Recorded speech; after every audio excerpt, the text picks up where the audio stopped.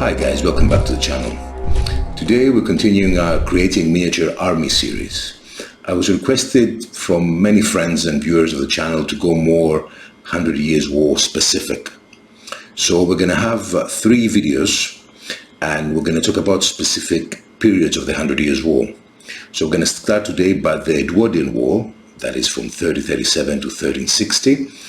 The next installment will be the Caroline War, 1369 to 1389, and very interesting period that's not very well known.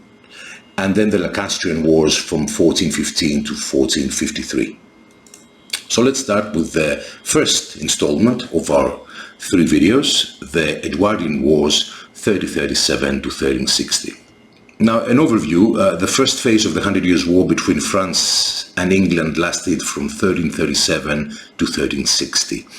It is sometimes referred to as the Edwardian War because it was identified by King Edward III of England, who claimed the French throne in defiance of King Philip VI of France. The dynastic conflict was caused by disputes over the French feudal sovereignty over Aquitaine and the English claims over the French royal title. The Kingdom of England and its allies dominated this phase of the war, and that's true. All the major pitched battles were won by the English. The most famous of them are the Battle of Poitiers and the Battle of Crécy, that we're going to talk a bit more specifically, but in general it was a period where it was dominated by the English and the English longbowmen. Now, as you can see here, up to 3060, you saw almost a third of France was under Poitiers was under the control of the English army. Obviously, Gascony was a major ally of the English and played an important role in many major battles. When Charles IV of France died in 1328, the nearest male in line to the throne was Edward III of England. Edward had inherited his rights through his mother Isabella, the sister of the dead king. But the question arose of whether she should be able to transmit a right that she, as a woman, did not possess, as only men could be monarchs. An assembly of the French aristocracy decided that the nearest heir through male ancestry was Charles IV's first cousin Philip, Count of Valois, and that he should be crowned Philip VI. The establishment or illegal succession to the French crown was central to the war, and Edward III and succeeding generations of English monarchs laid claim to it. So how did the English deploy during this period? Typically, the English always deployed with the longbowmen in the flanks and men-at-arms in the center and in defensive position. So in Crécy, as we can see, the vanguard was commanded by the Black Prince, and we had longbowmen and men-at-arms. The main guard was under Northampton, with again longbowmen and men-at-arms, and in the rear were reserves under the king. So the English deployed like this always: defensive positions, stakes, cut ropes, difficult ground, so they can create problems to the French chargers, and always the longbowmen were flanking the men-at-arms. And this started from the Second Scottish Wars of Independence, where the first time Edward III deployed the army on foot. And in the Battle of Haldell Hill, they deployed with men-at-arms and longbowmen in the flanks. Sometimes they had some mounted reserves, but most of the army was mounted anyway, so the horses were in the back. So if we see here what happened to Poitiers, and you can check my Fighting Poitiers video for more details. You can see again there is a different type of deployment, with the men-at-arms in the center and longbowmen in the extreme flanks, and some Gascon mounted knights in the back are reserves. So you had the Earl of Salisbury, who was commanding the right flank, the Earl of Warwick was commanding the left flank, and the king was in the center. So another type of similar deployment, but a little bit different, with the army being obviously smaller. In Poitiers was around 6,000. In Crécy, the English were quite a large army, around 12,000. So how you put your English? Now, the English had men-at-arms and heavy infantry as well. A lot, heavy infantry. They had knights, obviously. They had a lot of knights, but not as much as the French. So try and mix them. You'll see what I mean. Try and mix them around. Obviously, in the early parts of the 100 Years' War, and especially the Edwardian part, you will have Welsh spearmen, especially the Prince of Wales, the Black Prince, was bringing Welsh spearmen, and they had Welsh spearmen in Poitiers, obviously.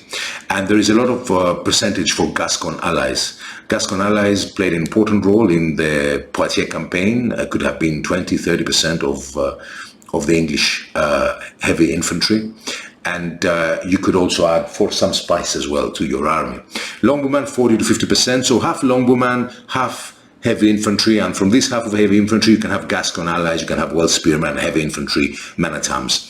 And some mounted knights, a small percentage, although the armies were all mounted. The full army was mounted because the English were doing these chevauchés and they need this speed in order to be successful. Now, armor. Let's talk about armor and what type of armor they had. Now, what you see here would be claymore casting miniatures and first corps.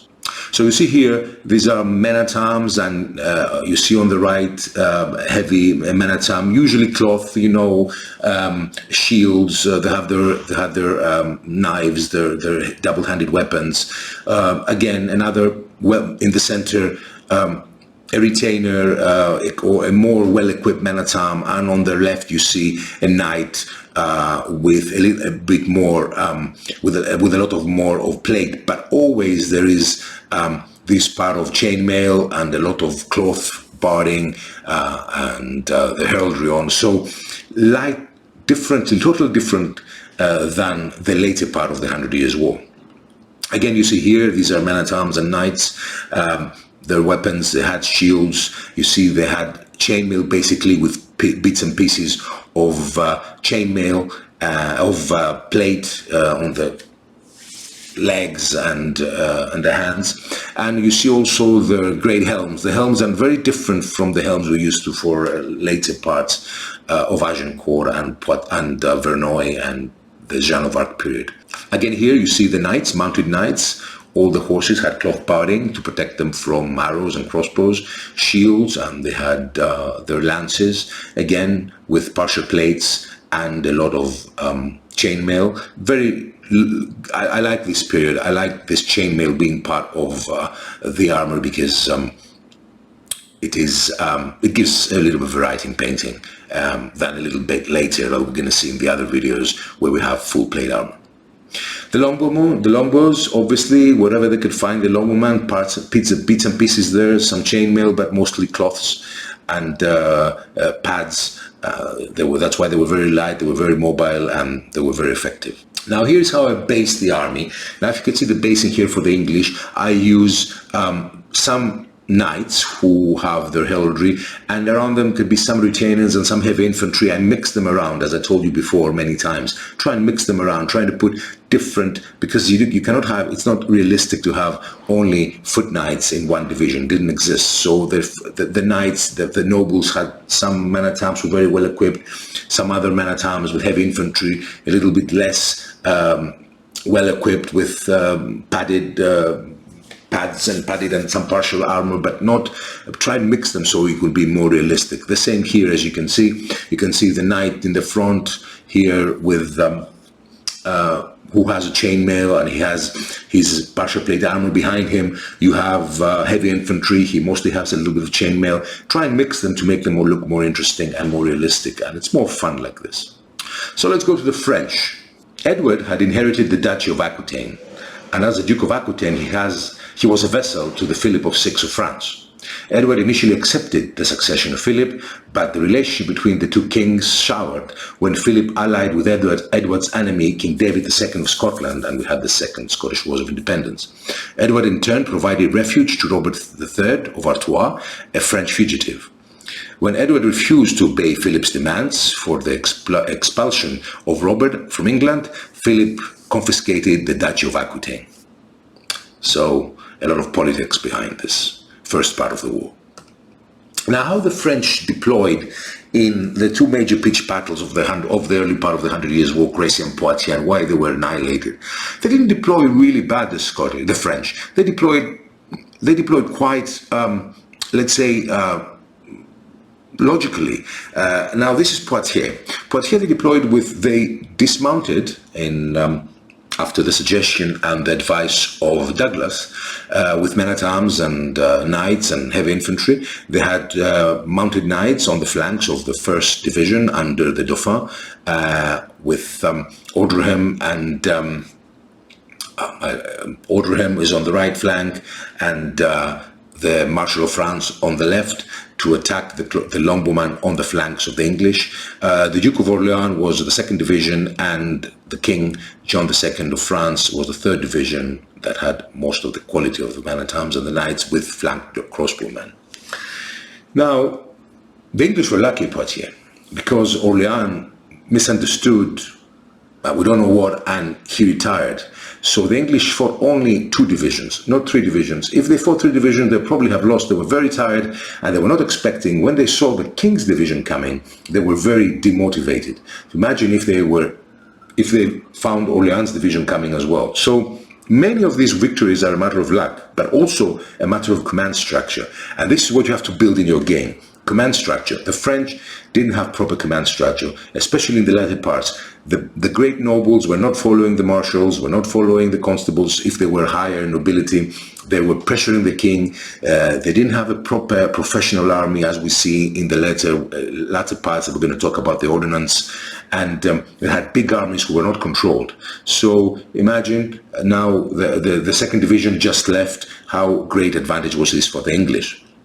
Now the same happened in Crécy a bit earlier, where the English were in very good defensive position. Obviously the French should have dismounted or found a way to attack differently. You have to understand that these big armies of the French at that time, for example in Crécy, they say 20,000, they had around 5,000 to 10,000 infantry that never played any role, because it was pushed back and it was ignored because there were no normal mortal men, and the nobles of France wanted to fight ahead front. So they had the Genoese crossbowmen in front. Well, they were annihilated by the English because they didn't let them take their pavises from the rear of the baggage train. They were so much in a hurry to attack the English. So the Genoese crossbowmen were annihilated. They didn't have protection. And then you have the mounted knights, were under Alençon, the 1st Division, the 2nd Division of mounted knights, and then the 3rd Division under the King. The Duke of Lorraine was guiding the 2nd Division. It was a futile battle, because they attacked in a very well defended position for the English. There were too many cutthroats, too many stakes. They were really annihilated. But you have to understand, they were pushed the Black Prince really hard. The Black Prince, where you have this famous saying of King Edward, "Let the boy win his spurs," was extremely pushed. They attacked the Black Prince. They were trying to kill him. He was in very difficult position, the Black Prince. But again, you have to understand, when you hear all these big numbers, that the French did not deploy all these armies, all these soldiers. The infantry didn't play any important role. And especially when you see your nobles dying, then the common man is demotivated and cannot. But if they brought the infantry first, or they waited for the Genoese crossbowmen to have their pavises and attack more organized, things could have been better. So something very important for you to know is the command structure of the French was terrible. So this is what you have to portray in the game. Make all the units irregular, or create problems for the French following orders, or you cannot rally them well. So this is something you have to look at. For example, rules have, for example, there's rules like impetus that have command structures for different armies, the French weaker. So I think the French really failed in command. So let's see the French. The French, depending on the battle, you have 50 to 60% mounted. You could also, for example, Crécy, and then you had some normal infantry. You could have, like in Poitiers, that's 50% foot knights and retainers, men-at-arms, heavy infantry. Obviously you have crossbowmen, and sometimes Genoese crossbowmen for better quality. And sometimes you can have brigands, this skirmish infantry that were included. But many of these units never played any part in the battlefield, except the knights. Now armor. Armor for the French, exactly the same, but the French have more knights and more nobles and less normal soldiers. Again, you see the padding and the helm of a normal soldier, French soldier, who played part, obviously, in the war. You don't fight only these battles; you fight many battles. You can fight a campaign. All these soldiers played an important role. You see here Douglas, for example, with his chainmail and some partial plate armor. Here on the right, you have the King of France with partial plate and other soldiers. You see the difference between the high nobility and the heavy infantry here on behind Douglas. Again, you see here shields, partial plate armor. How you base helms, the helms of the era, not the ones we've seen the ones we've seen in Agincourt, and swords. They really liked swords at that time. Again, the mounted, bodied horses, plate armor, partial plate armor, and chainmail. And of course, crossbowmen. You have the Genoese crossbowmen who had pavises, some chainmail, some helms, like a bit better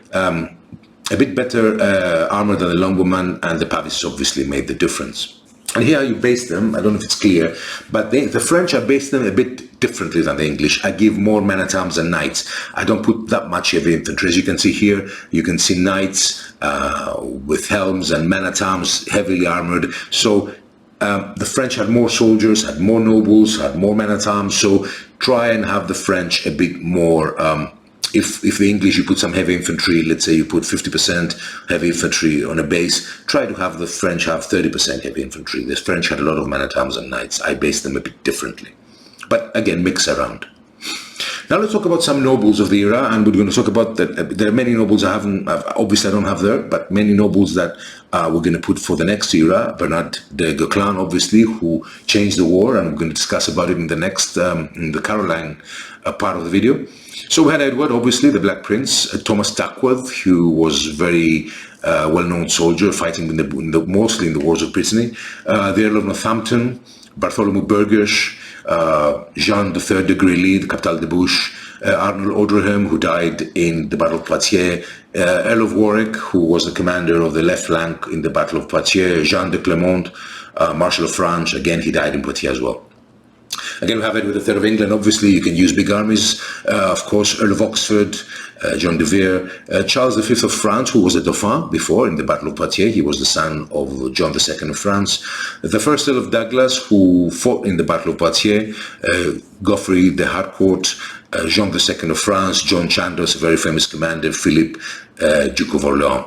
So these are some of the many nobles that played part, and I'm going to show you more and more nobles, obviously, in the next videos. So I hope I gave you an overview of the battlefield, of how the battles, how the armies were deployed. And there's nothing different from generally in the 100 Years' War, but we went more specifically and about some nobles and how you can base your minis. And I hope you enjoyed this video. Thank you so much for watching, guys, and have enjoyed the remaining of your weekend. And bye-bye.